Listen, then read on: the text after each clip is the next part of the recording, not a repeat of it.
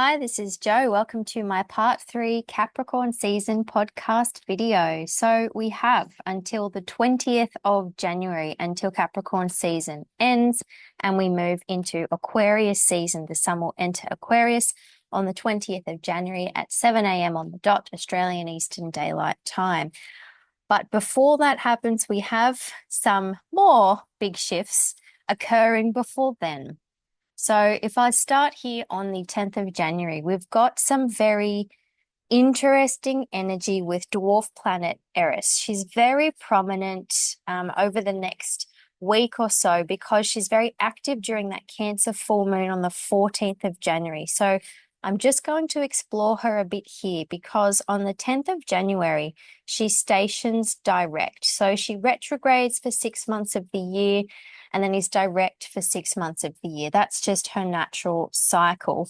And she has been traveling through Eris since the 1920s and won't leave until 2048. So she has a really slow orbit. She only covers about 2 to 3 degrees every 10 years or so. And she takes over 500 years to transit the whole zodiac. So she's a slow mover. This means that we use a tighter orb of influence in astrology and that her influence on any point in the zodiac lasts a pretty long time. So who is Eris? She was the ancient Greek goddess of discord, chaos, and strife, usually implicating war. She's a warrior goddess, and she's actually called the feminine counterpart of Mars, god of war. So in myth, through her interference of playing on the toxic feminine, she initiated the Trojan War, which was a very big deal. It was a huge turning point in history in myth and something that we still know about and speak of thousands and thousands of years later. So astrologically, this is reflective of the fact that her influence is potent and long-lasting, which is why I'm pointing her out here at that full moon on the 14th of January. We're going to be having some strong Eris energy. She points out what is out of balance, what is already corrupt or in chaos. And she does this when she is ignored or repressed or isolated or rejected. So she caused this squabble amongst the greatest goddesses in the land, which in turn caused this Trojan War, just because she was the only immortal who wasn't invited to a very particular important wedding.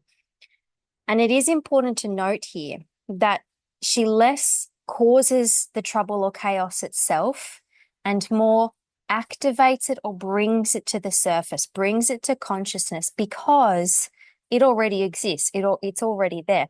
One of the etymological origins of the name Eris comes from to raise or to excite. So what happened is that she threw the golden apple into the middle of this wedding that she wasn't invited to and turned up anyway, on which was written, "To the fairest," and it landed at the feet of the 3 most prominent Greek goddesses, all 3 of whom thought that the apple was theirs.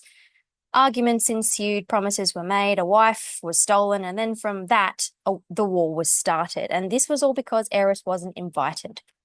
Astrologically then, when there is a part of us or society that is rejected or neglected, when Eris comes along, she will excite it, raise it, bring it up for us to face. And we also here have an association with the repressed divine feminine because of this association here with an apple, with women and discord and a horrendous split in humanity. So I wonder which other mythological text blames women for a great separation and all of the sins of humanity, beginning with an apple. Here we have the repressed divine feminine. Now, we have only 23 years left of Eris moving through Aries, pointing out this warring, unintegrated feminine yin parts of our identity because she's in Eris. So this energy is here to stay. This energy is here for us to face. And when she stations direct on the 10th of January, it happens to be on the same day that she makes her 3rd and final conjunction to an asteroid called Hygeia.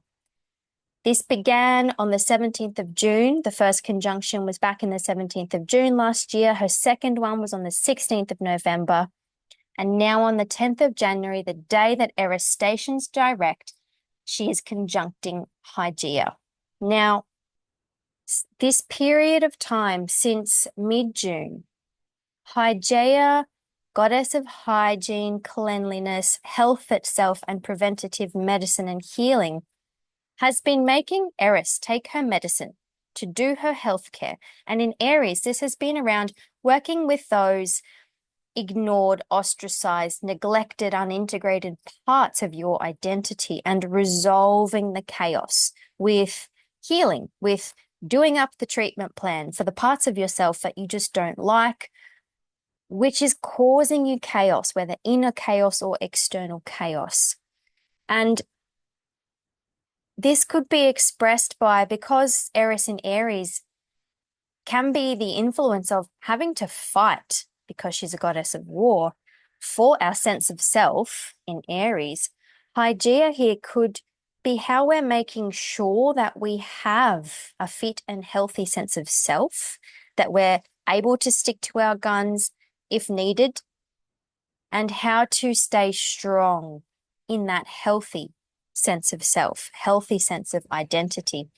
And because she's been showing us how to have that healthy identity consciousness involving Eris as a part of that journey, goddess of chaos and strife, we could be being shown our true healthy self because we've maybe had to fight for it, fight for rights, defend your ego boundaries, or even just having to become aware of them. And this is a strengthening and a supportive connection because it's a conjunction. And it's been showing you that you have the capacity to have a healthy way of assertion. Not like Eris did when she just turned up uninvited and threw a bomb into the middle of a wedding to cause chaos. You can have a healthy way of asserting who you are, a healthy sense of courage, a capacity to have an ordered and pure and potent sense of self and identity. And that having that healthy sense is being able to integrate all aspects of yourself and not neglecting certain parts. So Hygeia is helping us to clean up what is required to upkeep these healthy expressions. So this 10th of January is a day to be bold, be brave, trust that your sense of self is safe and healthy, and that you can trust that when chaos finds you and disorients your sense of centeredness in self, that you have the structure and the healing capacity and the remedy to recenter into that healthy, strong, brave sense of self through this. So on the 12th of January, we have the nodes changing signs. So the North node enters Pisces, the South node enters Virgo. This is the first big shift of signs in 2025, the first of many. The nodes changing signs changes the flavor of our overall evolution, whether energetic evolution, life, soul, or karmic evolution. The nodes spend roughly 18 months in each sign. So we've been experiencing for about 18 months this ongoing evolution with more Aries energy again of being your true self, your authentic, raw, unadulterated self with this North node in Aries. And conversely, how to be in right relationship with other, with this energy of your true self, with that South node in Libra there. So this could have involved the letting go, ending, or release of people or things that you haven't been in right relationship with, or which have been energetically detracting you from your true self by keeping you out of alignment. That could have been energetically keeping you from your brave, pioneering path in this lifetime. Anything that's been keeping you out of balance, out of alignment. Now the North node entering Pisces is highlighting our evolutionary journey about your divinity, your spiritual path. And just a note here that spirituality is different for everybody. It does not mean religion. It's a very personal concept. So whenever I say spirituality, whatever that means to you, apply that. So we are going to come into a very saturated Pisces time here with the North Node, Neptune and Saturn and Venus, and then Mercury and the Sun all in Pisces over the coming months. And now Neptune is nearly finished in its home sign of Pisces. And when the North Node enters Pisces, it becomes in orb, though not yet exact, of a conjunction. So this is extra Piscean energy here. So what does this energy mean? This is unconditional love and acceptance. This is the consciousness of the whole, unity consciousness, the dissolving of the ego and the merging of self to soul or source. It is about your dreams, your imagination, your creativity that comes from this infinite pool of cosmic consciousness within us, whatever that means to you. So we are now being called to follow this consciousness. Embody your artistic side, your imagination, your creativity. Make art, music, writing, anything, whatever art means to you, because when you make art or when you use your imagination, you are tapping into that cosmic source within you. And this is what can help you to connect to the divine, and anything also with Pisces that brings you closer to your emotions, your intuition, anything that brings you closer to this sensitive emotional source, this can also help to connect you to the divine. Also, too, any ways of being in selfless service to something can be very prominent at this time, like volunteer work or helping those less fortunate. This can also be a time of heightened compassion, empathy, also heightened intuition, sensitivity, people coming into psychic abilities or clairvoyant abilities. This is also going back to that compassion and empathy. This is acceptance, an overriding acceptance on all levels, okay, which does lead to an ability to go with what just is, okay? This year could be a bumpy ride. Again, that's what the astrology says. So this North Node could be a beacon to feel into, to remind us that there is a higher process here that is helping us to evolve into our true soul self. We're going from the North Node in Eris, which is the conscious ego self, the identity that I am, into Pisces, which is selfless or the soul. So this is a big energetic shift here.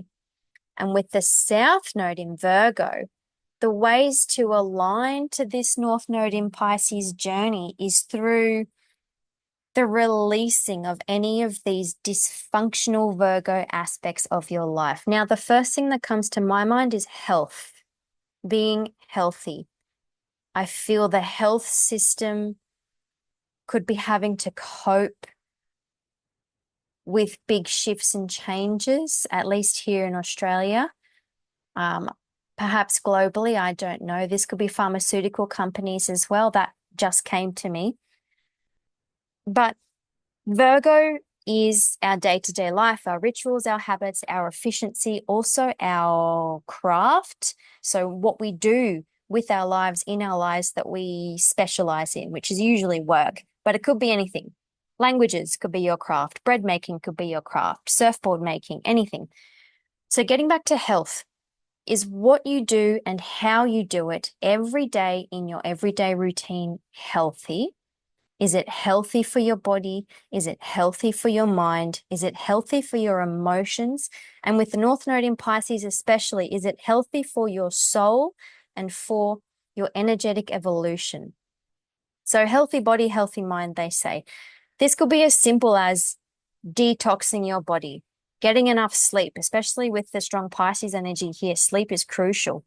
Drinking enough water, not working too much if possible, eating well, eating clean. What you put into your body has a direct effect on your health, on your life, on your mind. And this could be a really big cleansing and purging of habits and routines that don't serve your overall health. With Virgo, this could also be about not getting too fixated on every tiny little detail and allowing yourself that bigger picture view, because the Virgo Pisces axis can be about not being able to see the forest for the trees if you're on the Virgo side. And then if you're on the Pisces side, this is about being lost in the forest because you weren't planned, you don't know where you're going, you didn't bring a map. So this is letting go of that over-organization. This is allowing a little go with the flow into your life, but retaining that practicality, because the South Node, it's about what we need to release, but it's also about what we're naturally gifted at. And it's not about throwing the baby out with the bathwater. We keep those things that are healthy for us. And we keep that Virgo practicality that serves us, that serves our higher good. And it is also possible to allow that flow, allow the letting go, to just take it day by day, that Pisces energy of just dissolving, just feeling, just allowing. And it is also about relinquishing control, merging with that idea of what will be in a healthy way. So we also have on the 12th of January, the same day that the nodes change sign, asteroid Australia entering Sagittarius. So this is more mutable energy. So Australia will be in Sagittarius for the rest of the year, pretty much, because of her retrograde period. She won't be leaving Sagittarius until November. So Australia is the Greek goddess of divine justice, divine order, of living in harmony, peace, respect, honor. And she epitomizes the golden age and what it feels like to be in a golden age. So her myth is about the fact that she was the last goddess left on earth. So all of the other gods and goddesses went up into the heavens because they got sick of humans who were becoming too immoral, disrespectful, unjust, etc. But Australia held on. She tried to stay. She lived in hope that humanity would redeem itself. But of course, she eventually became so disgusted with the nature of humans that she couldn't stand it any longer, left Earth, and was placed in the stars as parts of both the constellations of Virgo and Libra, the two signs that she's generally associated with. So it is said that the day Australia returns to Earth will be when the golden age returns. So Australia astrologically is, of course, about high justice, divine justice, not human justice, aka law. She is also about hope and perhaps false hope or toxic positivity, especially in Sagittarius, which can be overly positive to a fault, too positive. She can also be about clinging on to something for too long. And she is also about how to find that high harmony of living in your own golden age. So in Sagittarius, she teaches us, interestingly enough, I think, about the true justice of the law, because Sagittarius does rule the law and the courts. So maybe there will be a shift in some laws or rules to reflect true fairness, maybe, hopefully. Sagittarius is also about belief systems, and perhaps Australia will shed some light on the parts of societies and the parts of your own personal belief systems that are not in alignment with true justice and true harmony. So what belief systems could you be clinging on to that are not just, and also that you know are not in alignment with your true divinity? And that could be blocking you from being in your own golden age, whatever that means to you. Now, Sagittarius is also about higher learning, philosophy, symbolic language, and traversing and traveling the realms of how we can expand our knowledge and understanding. This is the exploring of philosophies, personal philosophies, or learning new things, broadening your understanding in any field. At this time, it can really open a door to come into alignment with your divine self, your divine truth.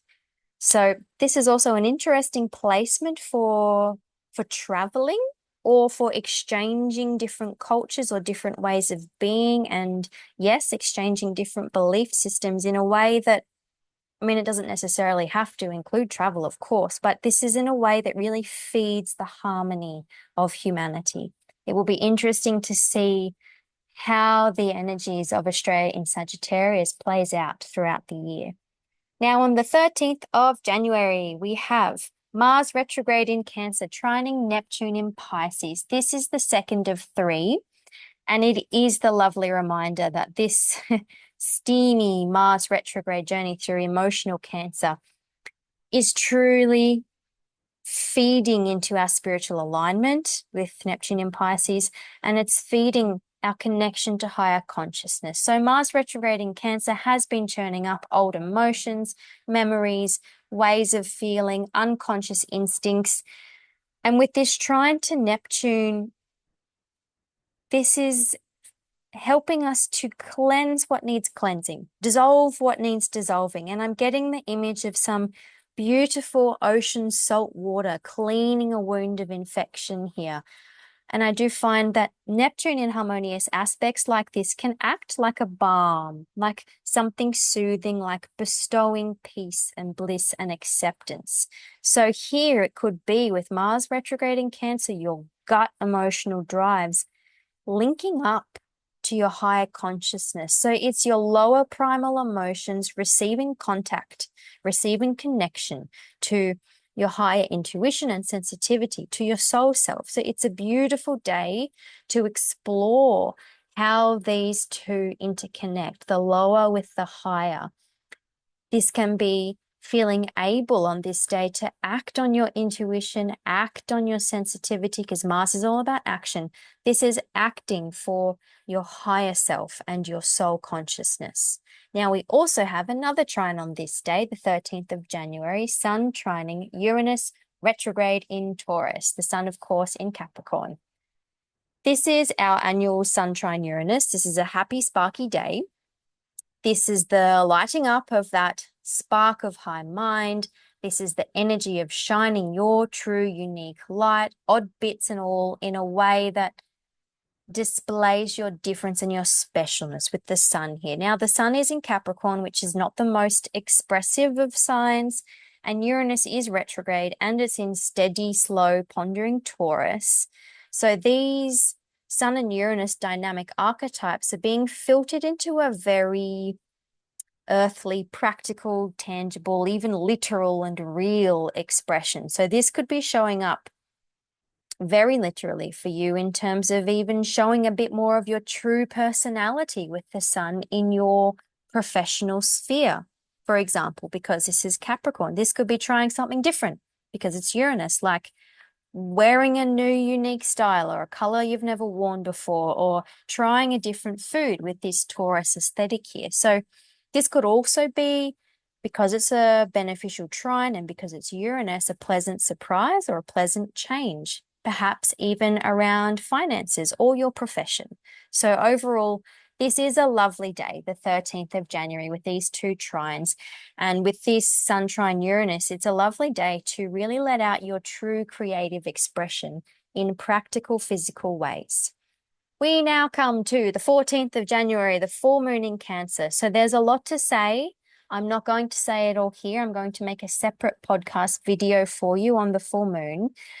But there are a few important aspects occurring. So we have two supportive background aspects, which involves those two trines I just spoke about. We have one challenging aspect and one dynamic in your face aspect. So the dynamic in your face aspect is the fact that this full moon at 24 degrees of Cancer is conjunct Mars retrograde. So this is a potent, activating, even a stormy full moon. So the moon, remember, rules Cancer. So it is therefore the ruler of Mars, and Mars must defer to its ruler. It has to ask the moon, is this okay? Is what I'm doing okay? So Mars acting on or activating your emotions has to make sure that what is expressed or released here at the full moon, is it conducive to your overall well-being, your emotional safety? Is it conducive to your needs, most of all? What requires you to feel safe and at home? So whatever hidden historic emotions and emotional patterning that Mars retrograde has been stirring up in Cancer, at the full moon, there will be an illumination or a full bringing to consciousness of something previously lost in time or something unconscious. So as I said, this is a very activating full moon. So the challenging aspect is the fact that there is a T-square from this sun-moon opposition, the full moon, to a stellium in Eris. So a stellium is a fancy astrological way of saying a lineup of planets next to each other in the same sign. So the sun and moon are making this full moon at 24 degrees of Cancer. It is squaring Chiron in Aries at 19 degrees, Eris in Aries that I just spoke about at 24 degrees, and Hygeia in Aries at 24 degrees. So this blend is really bringing into this full moon culmination, illumination, the self, the identity, your courage, your drive. So Chiron has been healing any sense of self-wounding, and you've been through a journey of creating a beautiful bridge, linking your scars and experience to your wisdom around how to functionally embody this sense of self. And with Eris here, you're being shown what is discordant, perhaps even what this healing journey has all been about. It's the chaos or disharmony that has resulted from any inability or blockage to embody that true self. And then with Hygeia here, I'm just getting that she's cleaning it all up. She's got the rag, she's got the disinfectant, she's on a mission to clear this, to make this a healthy sense of self, clearing the chaos and carnage, patching the wound, sewing all of these things together to mend it and prevent it from happening again. And because this is all squaring the lunation, the full moon, whatever is coming up on the day of the full moon, write it down, 14th of January. If it doesn't happen to you personally, I can guarantee you will be seeing it around you.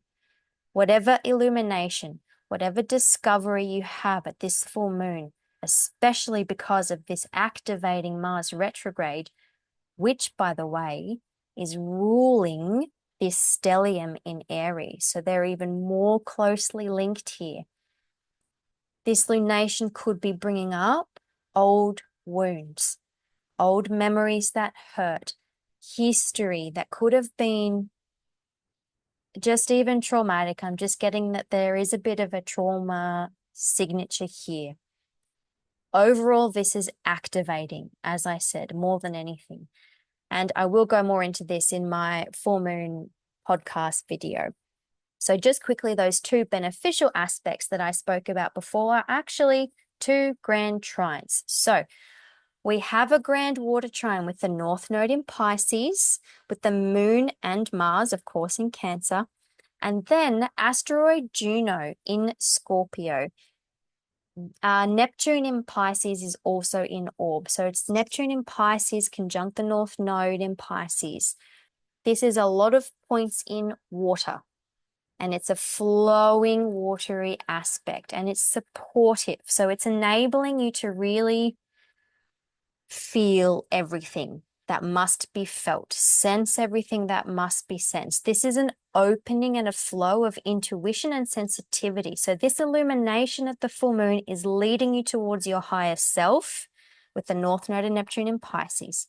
And it's giving you the opportunity to commit with Juno to something that you feel deeply passionate about because it's Scorpio, or it could be you now finally seeing the truth of something being uncovered, because Juno in Scorpio is about commitment to and being in right relationship with what is true, what is authentic, and therefore what is ultimately empowering.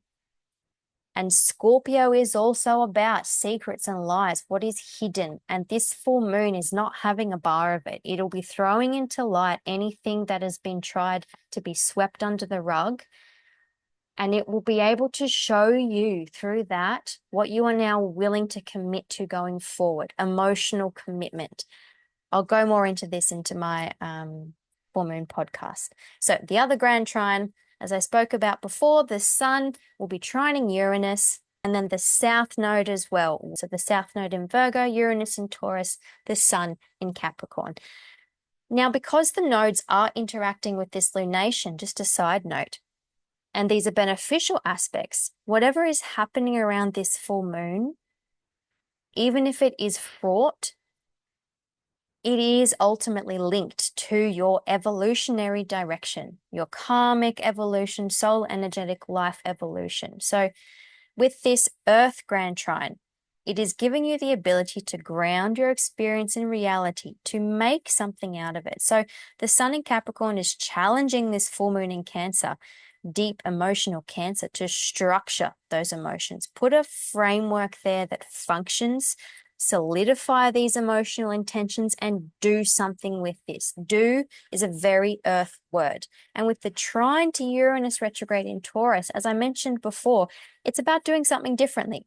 Work at this differently, work at it in a way that is even radical and in a way that is a true reflection of who you are and what you know you're worth. Because this Uranus is in Taurus, the sign of worth and self-worth. This is linked to with that South Node in Virgo, letting go of unhealthy habits. Okay, so letting go of ways that are dysfunctional, letting go of ways that are not good for you, that don't serve your health, physical, mental, emotional, spiritual. This is embodying that Virgo, rational, discerning energy that is honed to what benefits your health on all levels, what benefits your daily life, what benefits your well-being, because it's the moon, without having the typical critical Virgo, I have to fix everything to make it better mentality. So this can maybe revolve around your workplace because it's Virgo, or a place where you habitually spend the most amount of your time. That's part of your everyday. So if there are unhealthy habits linked to your workplace because of it, this is through that shedding of anything that doesn't serve your practicality, your reality, your health, your literal physical body. So the Sun trining the South Node doesn't actually perfect until the 19th of January. And then the Sun actually opposing Mars, which is in orbit this full moon on the 14th of January, does not perfect until the 16th of January. So this energy around the full moon that is involving these grand trines, involving this Sun opposition to Mars, I'm going to give it a wider frame of about 4 days. I would say between the 13th till the 16th of January, you'll be feeling these energies, okay? Now, on the 15th of January, remember that Jupiter-Saturn square that I've been talking about every single video? So, on the 15th of January, we have Venus coming along, conjuncting Saturn, not until the 19th, but she will be conjunct Saturn and squaring Jupiter on the 15th. So she'll be activating this square again.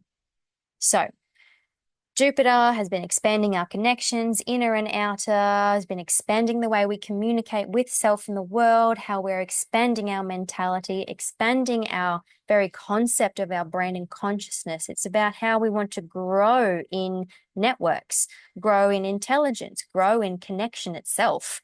This is big talk, big ideas, big stories, more information, more stimulation. And then Saturn in Pisces has been helping us to make our dreams a reality, to crystallize our visions into real life, but it's by forcing us to pause or slow or stop entirely, to look and really see what's viable and what's not, what's an illusion and what's not, because it's Pisces. This is frustrating to the Jupiter and Gemini because all Jupiter wants to do is keep expanding and expanding like a giant hot air balloon. You could have had stops and starts, false beginnings, misplaced ideals in Pisces, or ideas, Jupiter and Gemini, but it's all been part of the process of growing, and it's been marking a lot of turning points in that process. And this is what we've been, that Jupiter-Saturn square phrase, moving towards, working towards, growing practically or not at all. So this is what has been coloring the way that we live our lives, your life's flavor, your life's direction, your life's meaning and practical purpose, your life's overall mode and mood. The third and final square will be in June this year, when these choice points and growing process will finally come to its natural conclusion. But now, on the 15th of January, Venus is passing over this point again, squaring Jupiter first, giving us an echo of that Saturn-Jupiter square. So these two benefics, Jupiter and Venus, make the square less tough than it could ordinarily be because they are benefics. They bring good things. Now, as an echo of that Jupiter-Saturn square, and then conjuncting Saturn in Pisces, Venus is saying, choose what aligns with your highest values. Grow for the love of what you do. Connect with what serves your highest purpose. And abundance and beneficial expansion will come from this. Okay, so she will square Jupiter on the 15th of January, then conjunct Saturn on the 19th. So this is a couple of days as well that this flavor will be ongoing. So the final thing that I will talk about is that Sun's exact opposition to Mars. So it was already in orb of an opposition at the day of the full moon on the 14th of January, and now on the 16th of January, it perfects. That is to say, it becomes exact. So this is a part of the Mars retrograde cycle that is a peak point. He is lit up. He is alighted. So again, what came up at that full moon will possibly still be coming up now, but possibly either more strongly because it's the day that it perfects, or it will be coming to a head and then receding again after today. Today as in the 16th of January. So this is a fiery activation. These are two fiery bodies. And this is also kind of echoing that Mars-Pluto opposition. So back in November last year, they were in Cancer and Capricorn. And now instead of Pluto in Capricorn, it's the Sun in Capricorn opposing Mars. So it is an echo of that. So think back to what did happen in November 2024 and see if you're feeling any echoes of it now. And this is kind of still in play because we only had the second exact opposition on the 3rd of January as well. So just in case we forgot about all of those oppositions, this is just reminding us of it even more. So this Sun opposition, it's shining its light onto these emotional drives that need airing out, that need, with Capricorn, even need some discipline, or I'm just getting some kind of accountability. Like, this is the emotional instinct, this is the memory, this is the emotional familial patterning that has been driving me unconsciously. Now it is conscious. Now it is time to see it for what it is. Now, because I'm conscious of it, I can now be accountable for it. It's about acknowledging it as a part of you because it's the Sun, it's your identity, it's your ego consciousness. And I'm just getting, let it out and let it go. Let it out and let it go. Because if you don't let it go, you're accountable for the consequences of it. That sounds harsh, but Capricorn, yes, can sometimes be harsh. There will be something around this time, let's say between the 13th until the 16th of January, there will be something very charged or very emotional to release here for sure, or at least something big that we're going to be becoming conscious of emotionally. And then that's it. On the 20th of January, the Sun enters Aquarius for a whole different story. I hope you enjoyed that third and final podcast video of Capricorn season. Enjoy the week ahead. I'll see you in the next video. Bye.